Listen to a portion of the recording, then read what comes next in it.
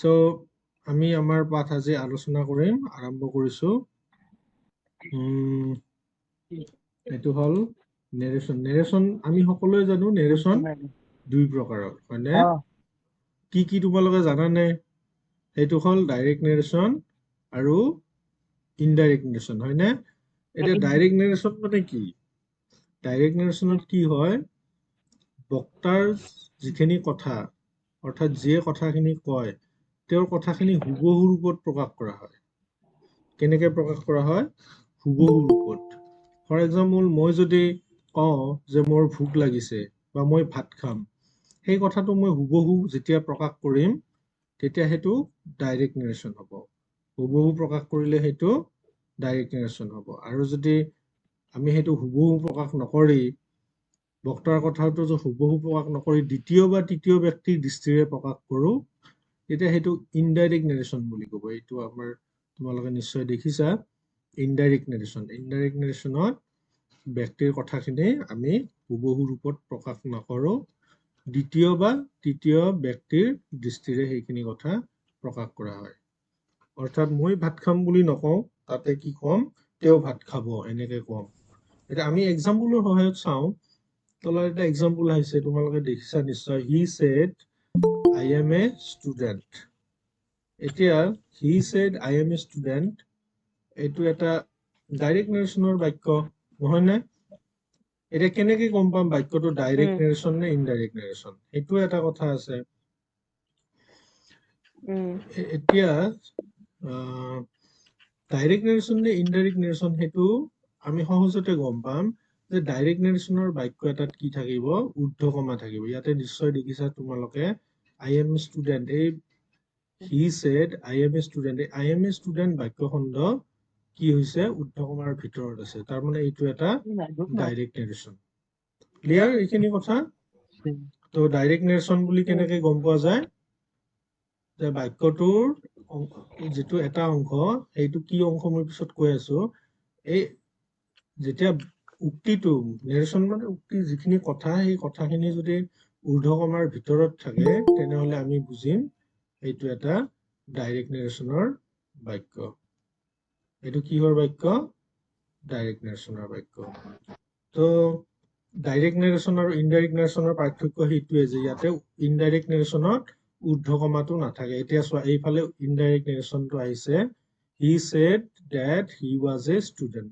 চ' ইয়াতে কথাখিনি, ইয়াতে চোৱা, he said I am a student, ইয়াতে আই এম এ ষ্টুডেণ্ট বুলি কোৱা কথাখিনি এই হি বোলা মানুহজনৰ ডাইৰেক্ট মুখৰ কথা, আৰু মুখৰ কথা হোৱা বাবে কি কৰা হৈছে, ঊৰ্ধ্বকমাৰ ভিতৰত ৰখা হৈছে। আৰু যদি মুখৰ কথা নহলহেঁতেন, তেনেহলে আমি ঊৰ্ধ্বকমাৰ ভিতৰত নাৰাখো। এতিয়া চোৱা, he said I am a student, এই আই এম এ ষ্টুডেণ্ট কথাখিনি হিৰ মুখেৰে ওলোৱা কথা, আৰু সেইখিনি প্ৰত্যক্ষ কথা।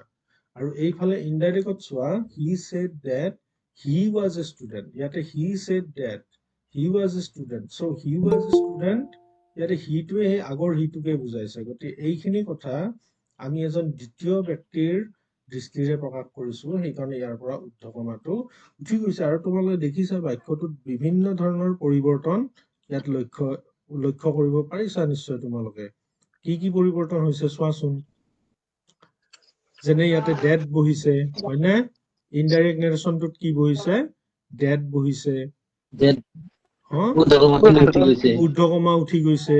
ইয়াতে আইৰ ঠাইত হি হৈছে, হয়নে? এমৰ ঠাইত ৱাজ হৈছে, বাকীখিনি বাৰু একে আছে।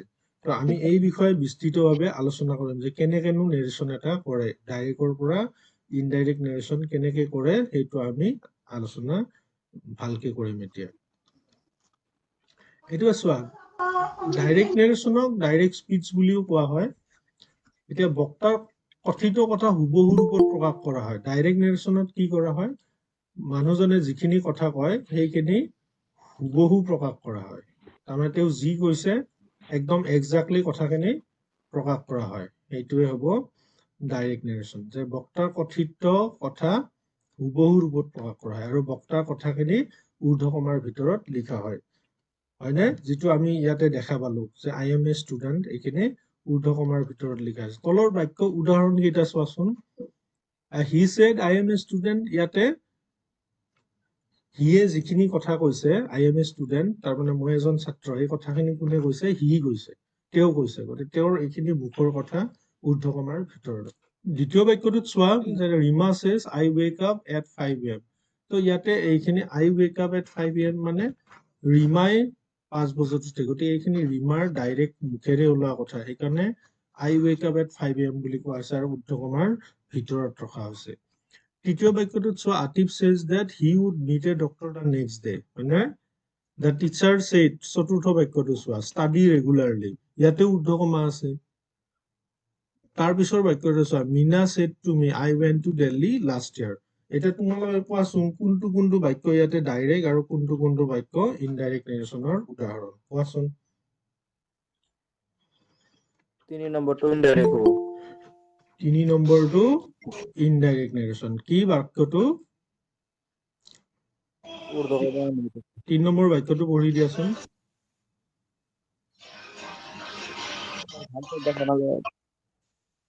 ভালকে দেখা নাযায়। আতিফ said, কোৱাচোন। Atif said that he would meet a doctor the next day, হয়নে? কিয় এইটো কিয় হেৰি হল ইনডাইৰেক্ট হল, কোৱাচোন।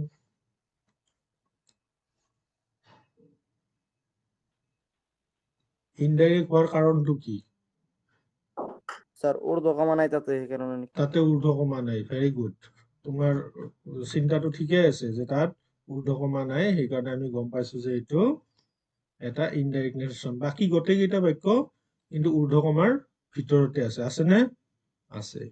এতিয়া চাওঁ এটা উদাহৰণ লৈ চাওঁ যে Meena said to me I went to Delhi last year, হয়নে? এই বাক্যটোত এটা ডাইৰেক্ট নেৰেশ্যনত কি থাকে? দুটা অংশ থাকে। এই যে আমি ডাইৰেক্ট নেৰেশ্যন বিলাক পালো আগত, এই যে ডাইৰেক্ট নেৰেশ্যন বিলাক পালো ঊৰ্ধ্বকমাৰ ভিতৰত থকা বিলাক ডাইৰেক্ট নেৰেশ্যন, এটা ডাইৰেক্ট নেৰেশ্যনৰ দুটা অংশ থাকে, দেখিছানে? আমি দুটা পাৰ্ট কৰি দিছো। এই পাৰ্ট দুটাৰ নাম আছে, যেনে Meena said to me I went to Delhi last year. এতিয়া যিখিনি বাক্য ঊৰ্ধ্বকমাৰ ভিতৰত আছে সেইখিনিক কয় ৰিপৰ্টেড ক্লজ। যিখিনি বাক্য ঊৰ্ধ্বকমাৰ ভিতৰত আছে I went to Delhi last year, এইখিনিক কব ৰিপৰ্টেড ক্লজ। কি বুলি কব? Reported clause. আৰু এই যে অংশটো Meena said to me, এইখিনিক কব ৰিপৰ্টিং ক্লজ। অৰ্থাৎ Meena said to me, ইয়াতে মীনাই মোক কৈছিল, অৰ্থাৎ যিয়ে কথাটো কয়,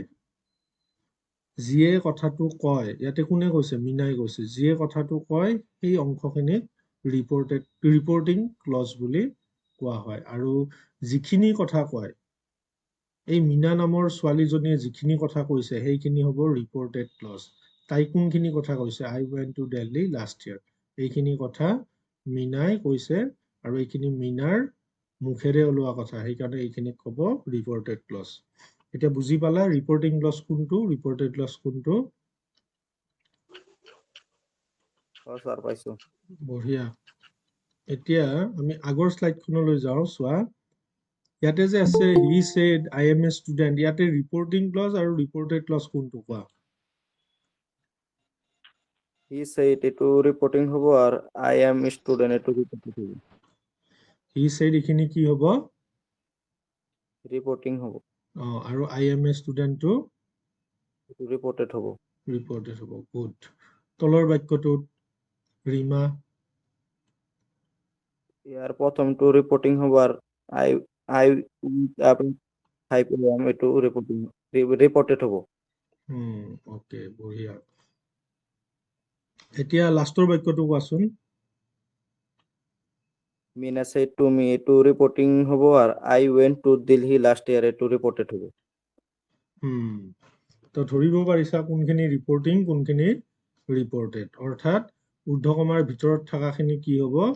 আমাৰ ৰিপৰ্টেড ক্লজ হ'ব, আৰু যিয়ে কথাখিনি কৈ থাকে সেইখিনি হ'ব ৰিপৰ্টিং ক্লজ। ওকে, তো চোৱা এই বাক্যটোত এতিয়াতো আমি গম পালো যে এইটো ৰিপৰ্টিং ক্লজ, হয়নে? Meena said to me reporting clause. এই ৰিপৰ্টিং ক্লজটোত এই যে said বুলি শব্দটো আছে, এই said শব্দটোক কি বুলি কয় ৰিপৰ্টিং ভাৰ্ব বুলি কয় এটো কি বুলি ক'ব ৰিপৰ্টিং ভাৰ্ব এই যে said টো আছে এই said টোক কি বুলি ক'ব ৰিপৰ্টিং ভাৰ্ব মনত থাকিবনে ৰিপৰ্টিং ক্লজৰ যেটো ভাৰ্ব থাকিব হেতুক কয় ৰিপৰ্টিং ভাৰ্ব এই গোটেই ক্লজটোৰ নাম কি মিনা said to me এই ক্লজটোৰ নাম কি ক্লজ মানে বাক্য খণ্ড এই খণ্ড বাক্যৰ নাম হৈছে ৰিপৰ্টেড ক্লজ এইখিনি বাক্য খণ্ডৰ নাম কি ৰিপৰ্টেড ক্লজ ইয়াত থকা মেইন ভাৰ্বটো ক'ব ৰিপৰ্টিং ভাৰ্ব ক্লিয়াৰ এইখিনি কথা Yes, sir. ওকে তো এটা বাক্য যেতিয়া আমি ডাইৰেক্ট নেৰেশ্যনৰ পৰা ইনডাইৰেক্ট নেৰেশ্যন কৰিম তেতিয়া কি কি বস্তু পৰিৱৰ্তন হয় সেই বিষয়ে তোমালোকক ইয়াতে সন্মুখত স্ক্ৰীনত দিছো চোৱাচোন এবাৰ পঢ়ি দিয়া কোনোবাই ডাইৰেক্ট স্পিচৰ পৰা ইনডাইৰেক্ট স্পিচ কৰিলে কি পৰিৱৰ্তন সাধাৰণতে হয় pronoun tense time expression place expression place expression কোনে কৈ আছা তুমি তোমাৰ নামটো কি স্যাৰ হা স্যাৰ মই সবুজ হেল্ল' তোমাৰ মাতটো অহা নাই আচ্ছা জি হওক তো এইকেইটা বস্তু আমাৰ সলনি হ'ব প্ৰনাউন বিলাক সলনি হ'ব অৰ্থাৎ বাক্যটোত যিবিলাক প্ৰনাউন থাকে যেনে ওপৰৰ এই বাক্যটোৱে আমি চাওঁ Mina said to me I went to Delhi last year ইয়াতে প্ৰনাউন কোনটো আছে এই আইটো আছে হয়নে ৰিপৰ্টেড ক্লজত থকা এই আইটো ইয়াতে প্ৰনাউন সেই আইটো সলনি হ'ব আৰু কি সলনি হ'ব টেন্স ইয়াতে ৰিপৰ্টেড ক্লজৰ টেন্সটো কি I went to Delhi last year past indefinite গতিকে এই টেন্সটো সলনি হ'ব আৰু কি সলনি হ'ব টাইম এক্সপ্ৰেছন কেতিয়া গৈছিলো লাষ্ট ইয়াৰ গতিকে লাষ্ট ইয়াৰটো চেঞ্জ হ'ব লাষ্ট থাকিলে কি হয় লাষ্ট ইয়াৰটোৱে সময় বুজাইছে গতিকে সময়সূচক শব্দবিলাক সলনি হৈ যাব যিবিলাক শব্দই সময় বুজায় সেইবিলাক শব্দ সলনি হ'ব যেনে last year yesterday tomorrow next week এনেকুৱা যিবিলাক সময়সূচক শব্দ থাকিব এইবিলাক সলনি হ'ব আৰু কি হ'ব প্লেস এক্সপ্ৰেছন প্লেস মানে কি যদি দিছ থাকে তেতিয়া ডেট হ'ব ইট থাকিলে ডেট হ'ব এইখিনি বস্তু আমি যেতিয়া ইনডাইৰেক্ট নেৰেশ্যন কৰিম তেতিয়া সলনি হ'ব তো ডাইৰেক্ট নেৰেশ্যনৰ পৰা ইনডাইৰেক্ট নেৰেশ্যন কৰিলে ইয়াতে ডাইৰেক্ট স্পিচ আৰু ডাইৰেক্ট নেৰেশ্যন একে বস্তু এইটো চেঞ্জ কৰিলে কি কি সলনি হয় প্ৰনাউন বিলাক সলনি হ'ব টেন্সটো সলনি হ'ব টাইম এক্সপ্ৰেছন সলনি হ'ব আৰু প্লেস এক্সপ্ৰেছনটো সলনি হ'ব এতিয়া আমি চাওঁ কিছু বস্তু ডাইৰেক্ট স্পিচৰ পৰা ইনডাইৰেক্ট স্পিচলৈ পৰিৱৰ্তন কৰা নিয়মসমূহ বাক্যভেদে বেলেগ বেলেগ হয় তাৰ মানে কি অৰ্থাৎ আমাৰ ইংলিছত বাক্য বিভিন্ন প্ৰকাৰৰ আছে যেনে কি আছে কোনোবাই ক'ব পাৰিবানে আমাৰ ইংলিছত বাক্য কি আছে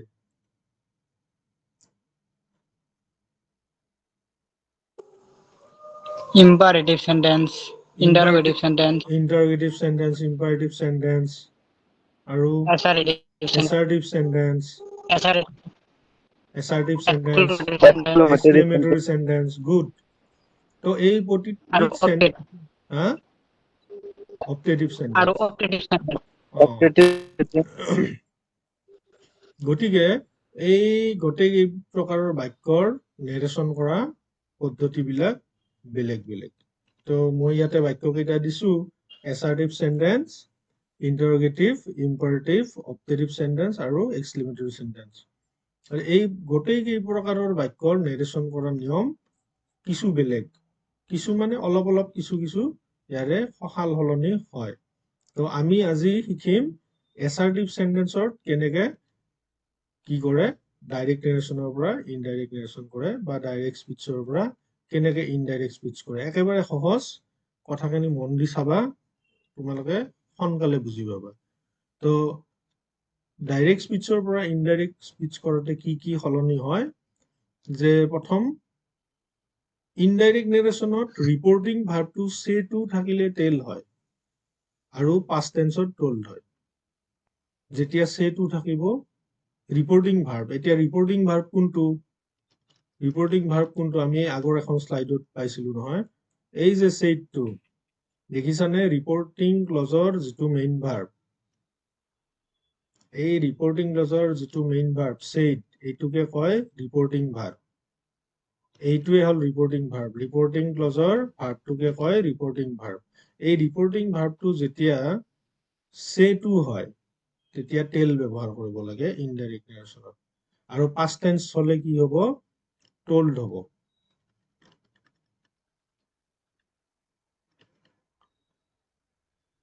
past tense হলে কি হ'ব ইনডাইৰেক্ট নেৰেশ্যনত say to থাকিলে টেল হয় আৰু past tenseত told হয় past tense যেতিয়া বাক্যটো past tenseৰ হ'ব তেতিয়া আমি told ব্যৱহাৰ কৰিম কেনেকৈ কৰিম আমি সেইটো বিষয় বুজিম বা আলোচনা কৰি আছো ইয়াৰ পিছত দ্বিতীয় নিয়ম কি ৰিপৰ্টিং ক্লজৰ পিছত ডেট বহে যেতিয়া আমাৰ ৰিপৰ্টিং ক্লজ তোমালোকে গম পালা এই ৰিপৰ্টিং ক্লজ কোনটো এই ৰিপৰ্টিং ক্লজৰ পিছত কি বহিব ডেট বহিব ডেট কনজাংচনটো তাত আমি ব্যৱহাৰ কৰিম তাৰ পিছত কি হ'ব চোৱা ৰিপৰ্টিং ক্লজটো প্ৰেজেন্ট বা ফিউচাৰ টেন্স হলে এতিয়া ৰিপৰ্টিং ক্লজটো যদি প্ৰেজেন্ট টেন্স বা ফিউচাৰ টেন্সৰ হয় সেইকাৰণে মই আগতে কৈ লৈছো যে ৰিপৰ্টিং ক্লজ কোনটো ৰিপৰ্টেড ক্লজ কোনটো এতিয়া তোমালোকৰ নিশ্চয় খোকোৱা যা হয়তো লাগিবও পাৰে বা নালাগিবও পাৰে যিসকলে ভালকে বুজিছা নালাগিব অৰ্থাৎ ঊৰ্ধ্বকমাৰ বাহিৰত থকা যিটো ৰিপৰ্টিং ক্লজ এই ৰিপৰ্টিং ক্লজটো প্ৰেজেন্ট টেন্স বা ফিউচাৰ টেন্সৰ হলে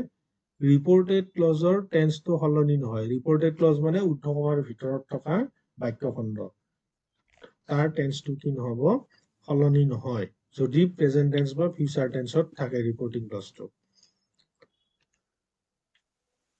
নেক্সট ৰিপৰ্টিং ক্লজটো যদি পাষ্ট টেন্স হলেহে যদি ৰিপৰ্টিং ক্লজটো পাষ্ট টেন্স হয় তেতিয়াহে কি হ'ব ৰিপৰ্টেড ক্লজৰ টেন্সটো সলনি হ'ব বেলেগ ক্ষেত্ৰত কিন্তু নহয় কেতিয়া হ'ব অকল ৰিপৰ্টিং ক্লজটো যদি পাষ্ট টেন্স হয় তেতিয়াহে ৰিপৰ্টেড ক্লজৰ টেন্সটো সলনি হ'ব কিন্তু তাত আৰু এটা কথা আছে কি যদি বাক্যটো চিৰসত্য কথা বুজায় তেনেহলে টেন্সটো আৰু সলনি নহয় কাৰণ চিৰসত্য কথাবিলাক কেতিয়াও চেঞ্জ নহয় এইটো আমি আগতেও পাইছো টেন্স শিকাওঁতে এইবিলাক সব প্ৰেজেন্ট ইনডিফিনিটত লিখা হয় চিৰসত্য কথাবিলাক যদি ৰিপৰ্টেড ক্লজটো যদি চিৰসত্য কথা হয় তেনেহলে কিন্তু ইয়াৰ টেন্সটো সলনি নহয় ঠিক আছে এইখিনি বুজি পাইছা তোমালোকে আছানে সকলোৱে হয় স্যাৰ বুঝি পাইছো তোমালোকে সবে লাফিঙৰ হেৰি ইমোজি দি আছে দেখো কিয় এইটো কোন হয় স্যাৰ হা কোনোবাই এইটো কোনে দি আছে লাফিঙৰ ইমোজি দি আছে আৰু কোনে দি আছে নাজানো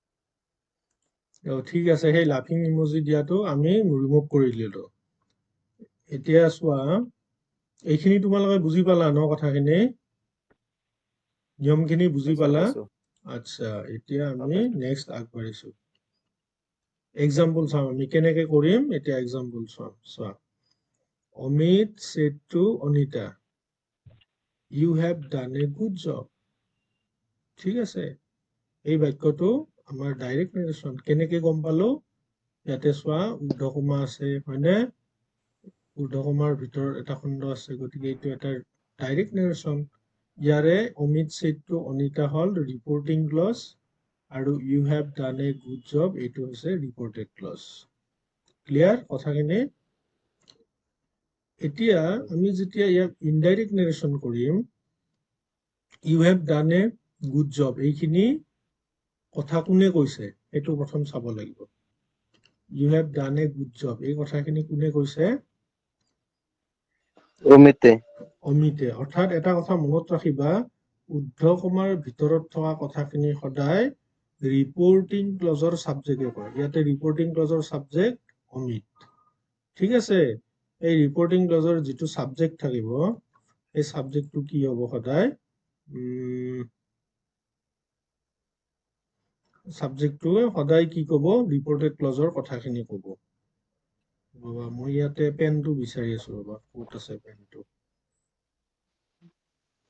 পেনটো ইয়াতে নাই আচ্ছা যি নহওক অমিত নামৰ মানুহজনে you have done a good job বুলি কথাখিনি এই গোটেইখিনি কথা অমিত নামৰ মানুহজনে কৈছে তো এতিয়া যেতিয়া আমি ইনডাইৰেক্ট নেৰেশ্যন কৰিম ইয়াতে চাব লাগিব সেটটো ইয়াতে কি লিখা আছে ৰিপৰ্টিং ভাৰ্বটো হ'ল সেটটো সেটটোৰ সলনি আমি কি লিখিম টল্ড লিখিম দেখিছানে সেটটোৰ সলনি আমি কি লিখিছো ফাৰ্ষ্ট অমিত লিখিলো সাবজেক্ট অমিত লিখিলো তাৰপিছত সেটটোৰ সলনি কি লিখিলো টল্ড লিখিলো টল্ড লিখিলো সেটটোৰ সলনি টল্ড লিখিছো এই দুটা মিলি টল্ড হৈছে টল্ডৰ পিছত কিন্তু আৰু টু লিখিব নালাগে কাৰণ সেট আৰু টু লগ হৈয়ে টল্ড হৈছে চোৱা তাৰপিছত অনিতা তো আমাৰ ৰিপৰ্টিং ক্লজখিনি আমি লিখিলো ৰিপৰ্টিং ক্লজৰ পিছত নিয়ম অনুসাৰে কি বহিব ডেট বহিব কি বহিব ৰিপৰ্টিং ক্লজত কি বহিব ডেট বহিব এই চোৱা এইটোত চোৱা যে পাষ্ট টেন্সত হলে টল্ড হয় হয়নে আমাৰ এইটো পাষ্ট টেন্স আছিল অমিত সেটটো অনিতা এইখিনি পাষ্ট টেন্স সাবজেক্ট প্লাস ভাৰ্বৰ past form plus object Amit সেটটো অনিতা এইটো পাষ্ট টেন্সৰ বাক্যত টল্ড ব্যৱহাৰ হৈছে নে হৈছে তাৰপিছত ৰিপৰ্টিং ক্লজৰ পিছত আমাৰ কি হৈছে ডেট ব্যৱহাৰ হৈছে কি ব্যৱহাৰ হৈছে ডেট এইখিনিলৈ ক্লিয়াৰ আছে এই বাক্যটো আমাৰ এছাৰ্টিভ সেন্টেন্সৰ বাক্য আৰু সেইবাবে আমি এছাৰ্টিভ সেন্টেন্সৰ নিয়ম অনুসাৰে ইয়াত লিখি আছো সো এছাৰ্টিভ সেন্টেন্সৰ ডাইৰেক্টৰ পৰা ইনডাইৰেক্ট স্পিচ কৰাৰ নিয়ম এই নিয়ম মতে কৰি আছো কিয় কাৰণ এইটো আমাৰ এছাৰ্টিভ সেন্টেন্সৰ বাক্য তো সেটটোৰ সলনি টল্ড হল তাৰপিছত আমি অনিতা লিখিলো তাৰপিছত ৰিপৰ্টিং ক্লজৰ পিছত ডেট লিখিলো এতিয়া এই যে কথাখিনি you have done a good job এই কথাখিনি কোনে কৈছে অমিতে কৈছে গুড এতিয়া অমিতে তুমি বুলি কাক কৈছে অমিত স্যার এই গোটেইখিনি কথা অমিতে কৈছে এতিয়া অমিতে তুমি বুলি কাক কৈছে অনিতা অনিতাক কৈছে অনিতা এজনী ছোৱালী সেইকাৰণে ইউৰ সলনি চি হল তাৰমানে আমাৰ যে এটা নিয়ম আছিল যে প্ৰনাউন বিলাক চেঞ্জ হ'ব এই প্ৰনাউন চেঞ্জ হৈ গল ইউ মানে অনিতা হয়নে ইউ মানে অনিতা গতিকে ইয়াতে অনিতা ছোৱালীৰ কাৰণে চি হল নেক্সট চোৱা নেক্সট চাব লাগিব যে আমাৰ স্যাৰ ৰিপৰ্ট হা স্যাৰ অনিতাৰ ঠাইত যদি ৰাম থাকিলেহেঁতেন অমিতাৰ কি ঠাইত ৰাম হলেতেন নাকি থাকিলে ইউৱে কাক বুজালে হয় ৰামক বুজালে হয় ৰাম এজন ল'ৰা গতিকে হি হব তেতিয়া কি হব হি হব ঠিক আছে বুজিলা হয় এতিয়া স্যার অনিতাৰ ঠাইত যদি মি হয় স্যাৰ থাকে ধৰা হল অনিতাৰ ঠাইত কি আছে মি আছে অমিত সেটটো মি আছে তেনেহলে ইউটোৱে কাক বুজাব অমিতে তুমি বুলি কাক কৈছে মোক কৈছে মি কৈছে মোক বুজাইছে মিটো ইয়াতে আহি আই হৈ যাব ইউত ঠাইত তেতিয়া কি হৈ যাব চিত ঠাইত এতিয়া মিত থাকিলে আই হৈ যাব মি থাকিলে কি হব আই হৈ যাব আই হৈ যাব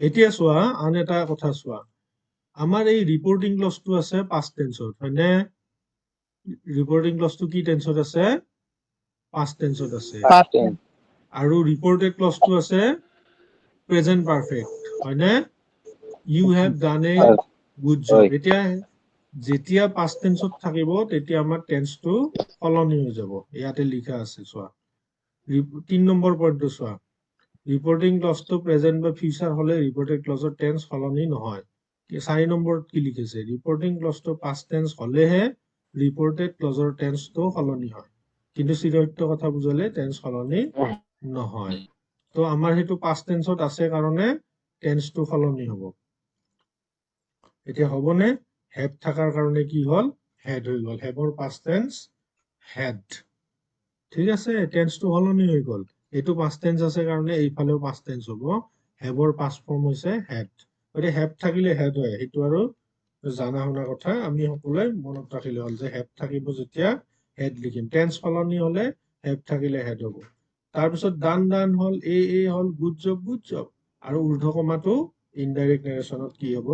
উঠি যাব। ইনডাইৰেক্ট নেৰেশ্যনত আমাৰ ঊৰ্ধ্ব কমা উঠি যাব। এইখিনি বুজি পালা তোমালোকে? এইখিনি বুজি হয় পাইছানে? স্যার নে কিবা ডাউট হয় আছে কেনেকে কি হ'ল? হুম? বেলেগ হেল্ল'? এটা উদাহৰণ দি বেলেগ এটা উদাহৰণ দিম আৰু বেলেগ এটা উদাহৰণ দিম। চিন্তা নকৰিবা।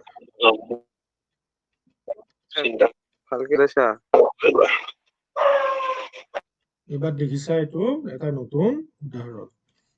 Teacher says the planets revolve around the sun. ঠিক আছে, এই উদাহৰণটো লৈ চোৱা। The teacher says the planets revolve around the sun. ইয়াতে teacher says এইখিনি হ'ব আমাৰ ৰিপৰ্টিং ক্লজ, আৰু the planets revolve around the sun এইখিনি হ'ব ৰিপৰ্টেড ক্লজ। তাৰমানে টিচাৰৰ মুখৰ কথা এইখিনি, সেইকাৰণে ঊৰ্ধ্ব কমাৰ ভিতৰত লিখা হৈছে।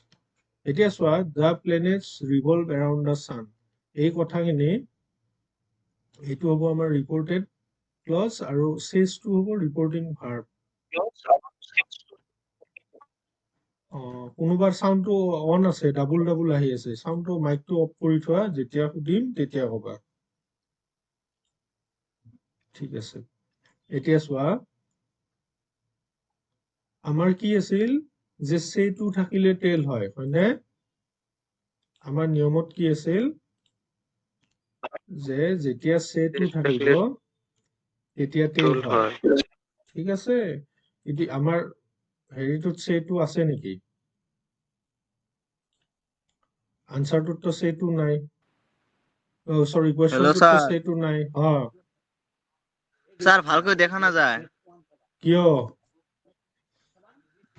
নাজনো স্যাৰ, ভালকৈ দেখা না যায়। তোমাৰ ব্লাৰ হৈ আছে। নেটৱৰ্কৰ প্ৰব্লেম নেকি? নহয় স্যাৰ, নেটওয়াৰ্ক প্ৰবলেম নাই তো। হুম? নেটওয়াৰ্ক প্ৰবলেম নাই স্যাৰ। মোৰো প্ৰব্লেম হৈ আছে।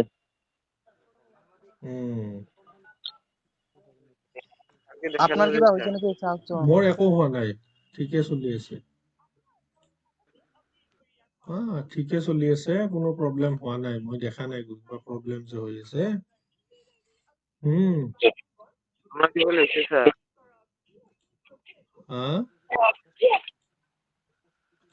আমার এবার স্যার হয়েছে, এখানে হয়েছে স্যার। এখানে ভালো হইছিল।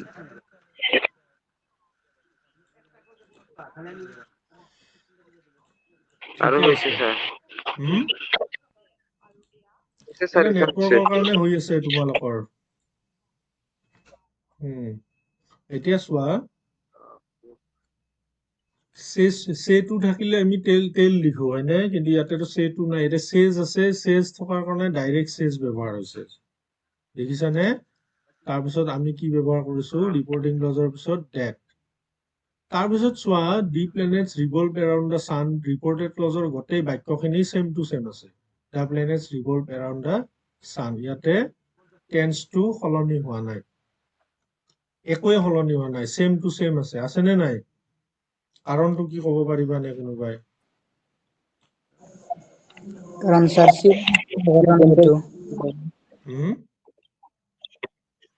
চিৰসত্য ঘটনা এইটো স্যাৰ। কাৰণ এইটো চিৰসত্য কথা যে গ্ৰহবোৰে সূৰ্যৰ চাৰিওফালে ঘূৰে, এইটো চিৰসত্য কথা।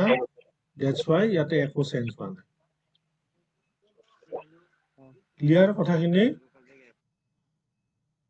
ইয়াতে অকল কি হৈছে যে টিচাৰ চেজ ডেটটো ব্যৱহাৰ হৈছে, আৰু বাকী ৰিপৰ্টেড ক্লজটো আমাৰ চিৰসত্য কথা কাৰণে ই এজ ইট ইজ বহিছে, ইয়াত একো চেঞ্জ হোৱা নাই। মিল্ক ইজ হোৱাইট থাকিলেও মিল্ক ইজ হোৱাইট হ'ব, কোল ইজ ব্লেক হলেও কোল ইজ ব্লেক হ'ব, মেন ইজ মৰ্টেল হলেও মেন ইজ মৰ্টেল হ'ব। গতিকে এইবিলাকৰ কোনো ধৰণৰ পৰিৱৰ্তন কি নহয়। ঠিক আছে? হয় স্যাৰ, ঠিক আছে। হয় স্যাৰ। এই হেৰি গ'ল নেকি, সুবুজ গ'ল নেকি? নহয় স্যার যাওয়া নাই। তুমি বুজি পাইছানে সুবুজ?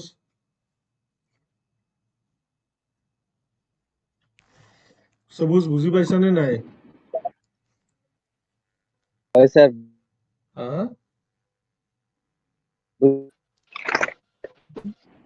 বুঝি পাইছো স্যার এখানে। ওকে, তো আমি নেক্সট লেভেললৈ আগবাঢ়ো।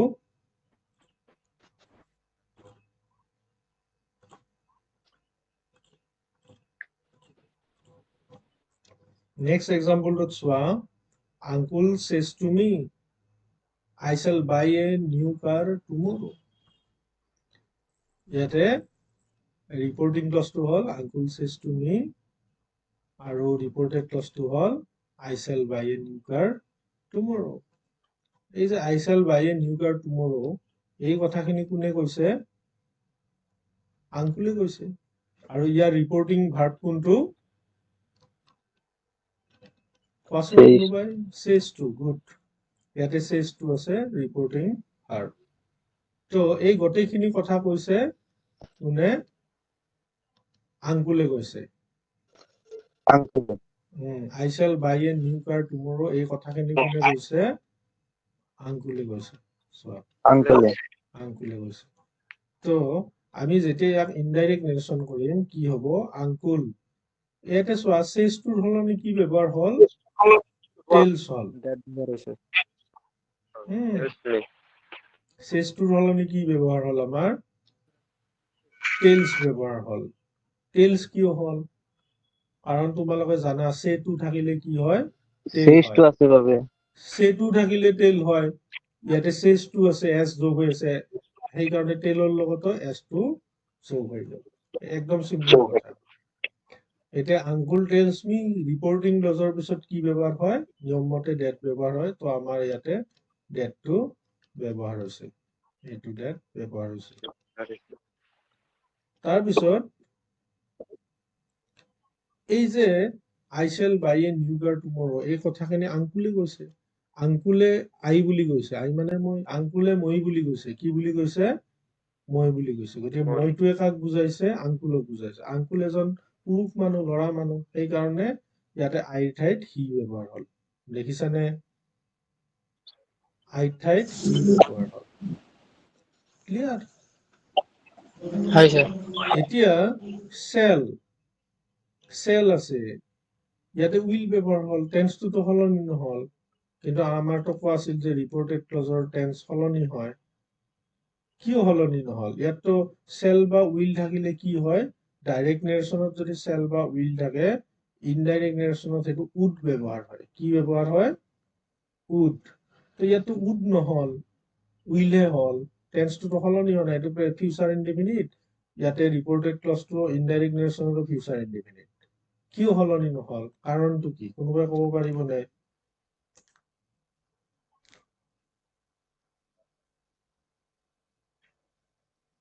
কোশ্চেনটা তাৰমানে আমাৰ ইনডাইৰেক্ট নেৰেশ্যনত ৰিপৰ্টেড ক্লজৰ টেন্সটো সলনি হয়, কিন্তু ইয়াততো সলনি হোৱা নাই। কিয়? ইয়াতে টেন্স সলনি হোৱা নাই। ডাইৰেক্ট নেৰেশ্যনতো I shall buy a new car tomorrow, এইটো ফিউচাৰ ইনডিফিনিট। আৰু ইনডাইৰেক্ট নেৰেশ্যনতো he will buy a new car tomorrow ঠাইত the next day হয়। tomorrow থাকিলে the next day হয়, সেইটো বেলেগ কথা। কিন্তু টেন্সটোতো সলনি হোৱা নাই। কিয় হোৱা নাই?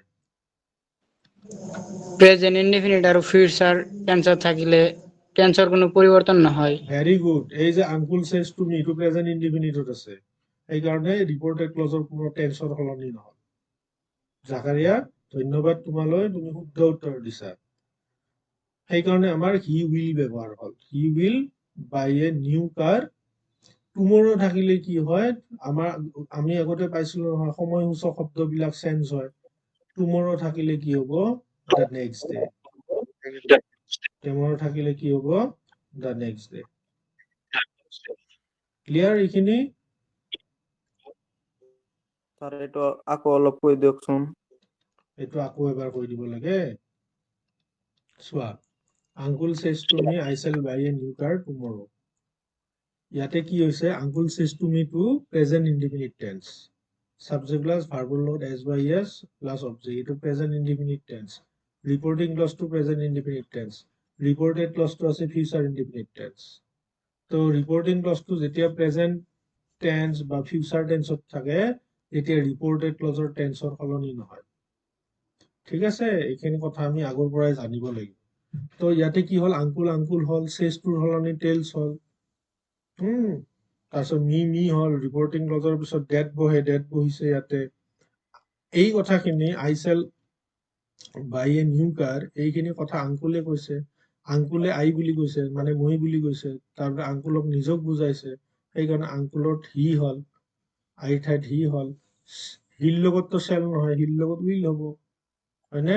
ইয়াতে টেন্সটো সলনি নহ'ল, কাৰণ ৰিপৰ্টিং ক্লজটো প্ৰেজেন্ট টেন্সত আছে, সেইকাৰণে ৰিপৰ্টেড ক্লজৰ টেন্স সলনি নহ'ল। সেইকাৰণে ইয়াতে হিৰ লগত উইল হ'ল, বাই বাই হ'ল, এ হ'ল, নিউ নিউ হ'ল, কাৰ হ'ল। টুমৰটো সলনি হৈ টুমৰৰ ঠাইত কি বহিল, দ্য নেক্সট ডে বহিছে। ঠিক আছে, টুমৰ থাকিলে কি হয়, দ্য নেক্সট ডে হয়। এই কথাখিনি তোমালোকে জানিব লাগিব।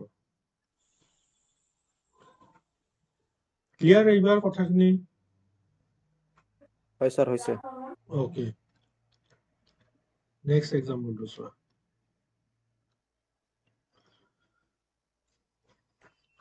দেখিছানে নেক্সট এক্সাম্পলটো?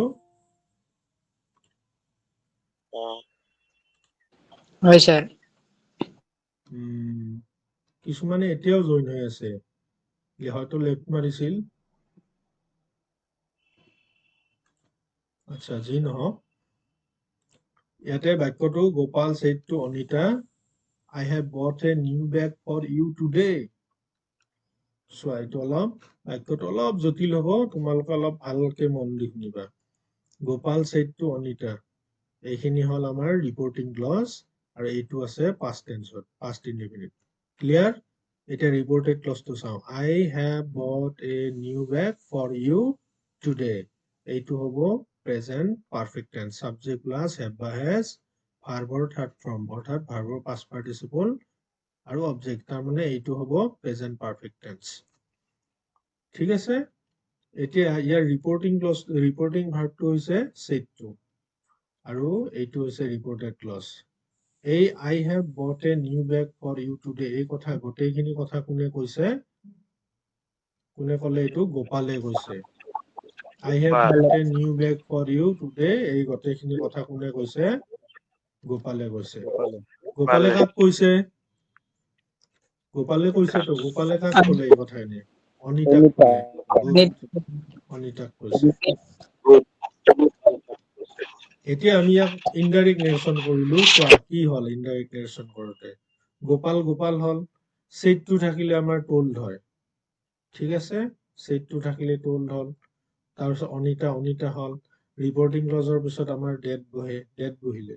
এতিয়া চোৱা, এই গোটেইখিনি কথা যিহেতু গোপালে কৈছে, গোপালে কি বুলি কৈছে?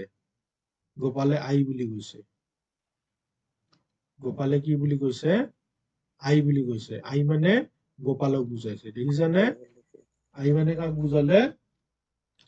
আইটো কোন? গোপাল। কাৰণ এই গোটেইখিনি কথা গোপালে কৈছে, গোপালে মই বুলি কৈছে, তাৰমানে গোপালক বুজাইছে। তো আই মানে গোপাল, গোপাল এজন ল'ৰা, সেইকাৰণে ইয়াতে কি হ'ল? হি হ'ল। দেখিছানে কি হ'ল ইয়াতে? ইয়াতে কি হৈছে? হি বহিছে, আইৰ সলনি হি বহিছে, কাৰণ আই মানে গোপাল, গোপাল এজন ল'ৰা, সেইকাৰণে হি বহিছে। এতিয়া যিহেতু আমাৰ ৰিপৰ্টিং ক্লজটো পাষ্ট টেন্সৰ, সেইকাৰণে ৰিপৰ্টেড ক্লজটোৰ টেন্স সলনি হ'ব। ঠিক আছে, গতিকে হেভৰ ঠাইত কি হ'ল? হেভৰ ঠাইত হেড হ'ল। টেন্সটো সলনি হ'ল, গতিকে হেভ থাকিলে হেড হ'ব। আৰু এইটোতো চিৰসত্য কথা নহয়, I have bought a new bag for you today, এইটোতো চিৰসত্য কথা নহয়। চিৰসত্য কথা হলে চেঞ্জ নহয়, কিন্তু চিৰসত্য কথা যে নহয়, সেইকাৰণে চেঞ্জ হ'ল। হেভৰ ঠাইত হেড হ'ল, বট বট হ'ল, এ হ'ল, নিউ নিউ হ'ল, বেগ বেগ হ'ল, ফৰ হ'ল। কিন্তু এই যে ইউটো আছে, দেখিছানে? এই ইউটোৱে কাক বুজাইছে? এই গোটেইখিনি কথা কৈছে গোপালে। গোপালে তুমি বুলি কাক কৈছে? অনিতাক। ফৰ ইউ মানে তোমাৰ বাবে। ফৰ ইউ মানে কি? ফৰ ইউ মানে তোমাৰ বাবে। তোমাৰ বাবে মানে কাৰ বাবে? গোপালে তোমাৰ বাবে বুলি কৈছে, কাক অনিতাৰ কৈছে? অনিতাক কৈছে, গতিকে অনিতাৰ বাবে অনিতাৰ হয়নে? অনিতা এজনী ছোৱালী, এইটো ফৰ ইউ মানে তোমাৰ বাবে মানে অনিতাৰ বাবে, অনিতাৰ বাবে মানে তাইৰ বাবে, অনিতা এজনী ছোৱালী, গতিকে তাইৰ বাবে, সেইকাৰণে কি হল? ফৰ হাৰ হল, দেখিছানে? হাত এইটো কি হৈছে? হাত হাৰ হৈছে, হাত ফৰ হাৰ হৈছে। কিয় হাৰ হল? ইউটো গৈ হাৰ হল, কিয়? ফৰ ইউ মানে তোমাৰ বাবে মানে কাৰ বাবে? অনিতাৰ বাবে, অনিতাৰ বাবে মানে অনিতা এজনী ছোৱালী, তাইৰ বাবে ফৰ হাৰ হৈছে। এতিয়া ক'ৰ পৰা ফৰ হাৰ হল বুজি পালানে? হয় হয় স্যাৰ। বুজি পাইছো এইটো ইউ মানে অনিতা, আৰু অনিতা ছোৱালী হোৱাৰ কাৰণে ফৰ হাৰ হৈছে। আৰু আমাৰ এটা সময়সূচক শব্দ আছে, টুডে, আছেনে নাই? টুডে মানে আজি, টুডে টু যায় ইনডাইৰেক্ট নেৰেশ্যনত ডেট ডে হয়, এইটো ডেট ডেটো হৈছে। পাইছা এইখিনি বুজি? হয় হয় স্যার। ক্লিয়াৰ না একদম? ক্লিয়াৰ। তো এনেকে আমি এছাৰ্টিভ সেন্টেন্সৰ ডাইৰেক্ট নেৰেশ্যনৰ পৰা ইনডাইৰেক্ট নেৰেশ্যন কৰিম। এইটো হ'ব আমাৰ এছাৰ্টিভ সেন্টেন্সৰ ডাইৰেক্ট নেৰেশ্যনৰ পৰা ইনডাইৰেক্ট নেৰেশ্যন কৰা নিয়ম। এনেকুৱা চববিলাক বাক্যই আমি এই নিয়মত, এই চিষ্টেমত কৰি যাব পাৰিম, আৰু এনেকে কৰিলে আমাৰ বাক্যবিলাক শুদ্ধ হ'ব। এতিয়া তোমালোকে এক্সাৰচাইজ কৰিব লাগিব। এক্সাৰচাইজ কৰাচোন। মই 4টা বাক্য দিছো, এই 4টা বাক্য তোমালোকে লিখি লোৱা, আৰু এইকেইটা কৰি মোক কি কৰিলে হ'ল? হোৱাটছআপত দি দিলে হ'ল। ঠিক আছে? এই বাক্যকেইটা চোৱা, লিখি লোৱা তোমালোকে সোনকালে, আৰু তাৰপিছত মোক হোৱাটছআপত দিবা, বা এতিয়াও যদি কোনোবাই কৰিব পাৰে এতিয়াও কৰি দিব পাৰা। কাটি নেটবো স্যাৰ, হুম? কাটি নেটবো স্যাৰ। নাই, কাটি দিয়া নাই তো।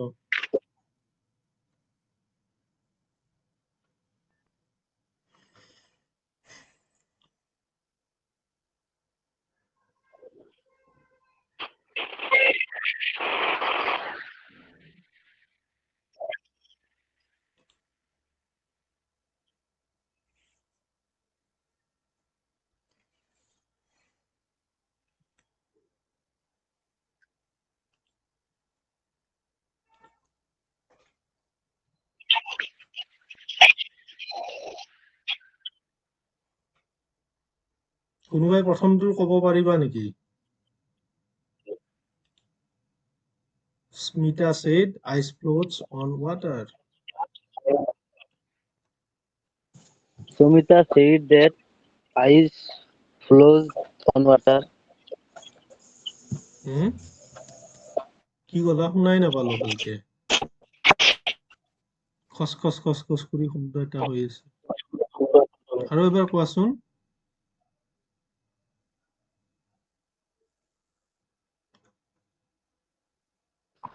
Sumita said that ice floats on water. এইটো হৈছে সুমিতা নহয়, স্মিতা। এইটো Smita said that ice floats on water. একো চেঞ্জ নহল, কিয়? এটা যে একো চেঞ্জ নহল, এইটো কাৰণটো কি? প্ৰেজেন্ট ইনডিফিনিট টেন্সত আছে, আৰ এটা স্থিৰ হতে কোনটো প্ৰেজেন্ট ইনডিফিনিট টেন্স আছে? Ice floats on water.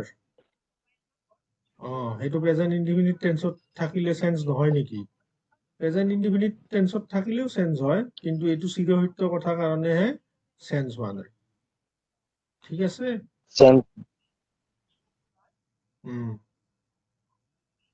ঠিক আছে, ভাল হৈছে এনচাৰটো।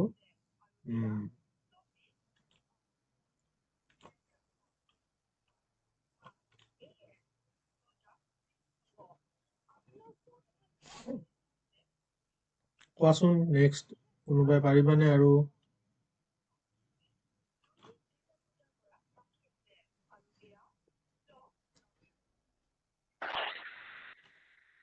স্যাৰ 4 নম্বৰটা কি লিখছে স্যাৰ? 4 নম্বৰটো, মাৰু said to Meena, you paid your bill yesterday. Maru said to Meena, you paid your bill yesterday.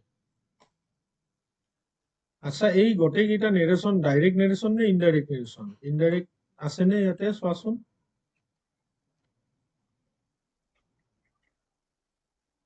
Direct narration না স্যাৰ? হা? Direct narration sir? গোটেইকেইটা ডাইৰেক্ট নেৰেশ্যন, গুড।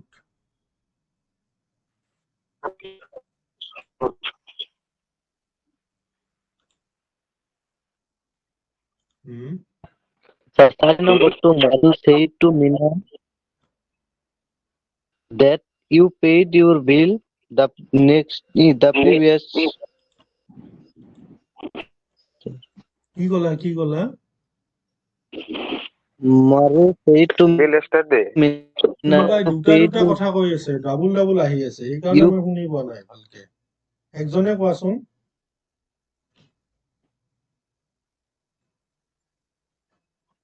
এজনে কোৱা।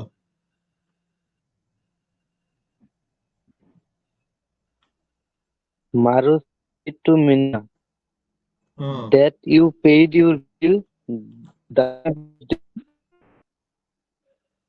the previous day. এইটো অলপৰ কাৰণে হোৱা নাই। চিটটোতো Sir, সলনি হ'ব। Maru said to Mina You take she paid you her bill the previous day. Sure. হোৱা নাই এইটো।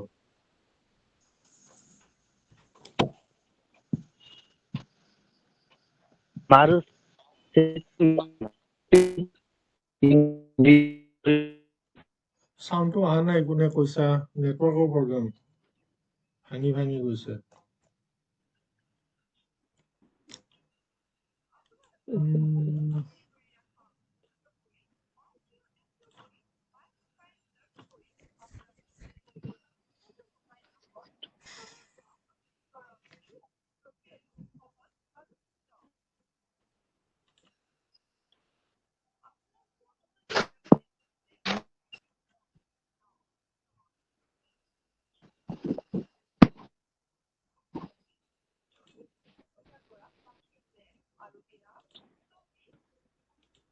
Sir, Maru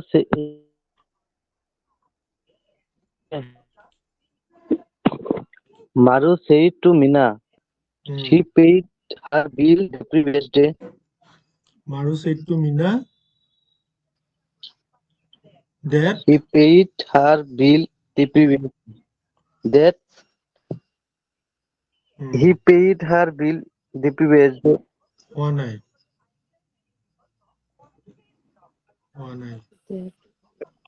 ভুলটো ফাৰ্স্টত হৈ আছে না স্যাৰ? হা? কি ফাৰ্ষ্টত ভুলটো হৈ স্যাৰ আছে? ফাৰ্স্টত হৈ আছে। কি ফাৰ্ষ্টত হৈ আছে? স্যার ভুল স্টেটটো আছে না, তাতে টোল্ড হ'ব না স্যার? তাতে টোল্ড হ'ব। চেটটোৰ সলনি টোল্ড হ'ব। ফাৰ্স্টেৰ খিনিতে ভুল হৈ আছে স্যাৰ। মই এনচাৰটো কৈ দিওঁ, চোৱা। এইটো হ'ব এনচাৰ। মিনা, এইটোতো নহয়, ক'ত আছিল শ্লাইডটো? এইটো হয়নে? এনচাৰটো মই কৈ দি আছো, চোৱা। মাৰু টোল্ড মিনা, হ'লনে? তাৰপিছত ডেট হ'ব। এতিয়া ইউ পেইড ইউৰ বিল য়েষ্টাৰডে, এই কথাখিনি কোনে কৈছে? Maruei. মাৰুৱে কৈছে।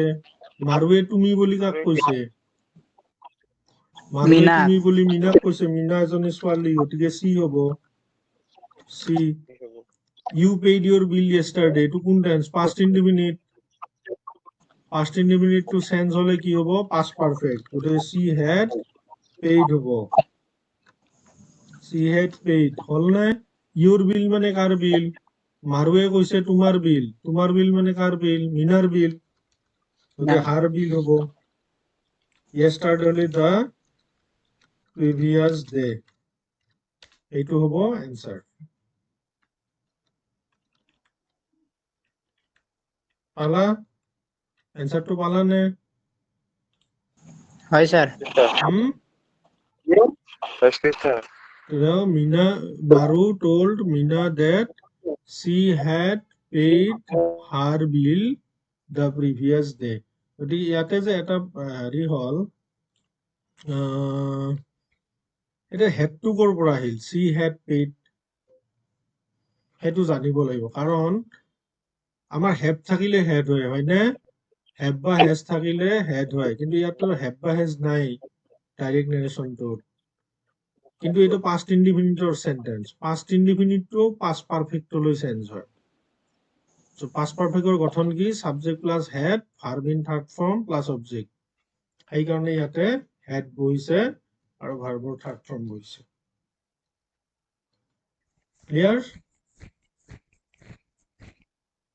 তো ক্লিয়াৰ হৈছে না আজিৰ এইখিনি হয় স্যাৰ হয় ক্লিয়াৰ হয়েছে স্যাৰ। হা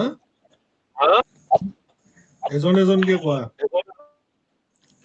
তো নিশ্চয় ক্লিয়াৰ হ'ব লাগে এইখিনি কথা যদি ক্লিয়াৰ হৈছে তেনেহলে ভাল কথা তোমালোকে এনেকৈ ক্লিয়াৰ কৰি দিম মই আৰু বাকিখিনি বস্তু নহয় ঘৰত প্ৰেক্টিচ কৰিবা অলপ তো আজিলৈ থেংক ইউ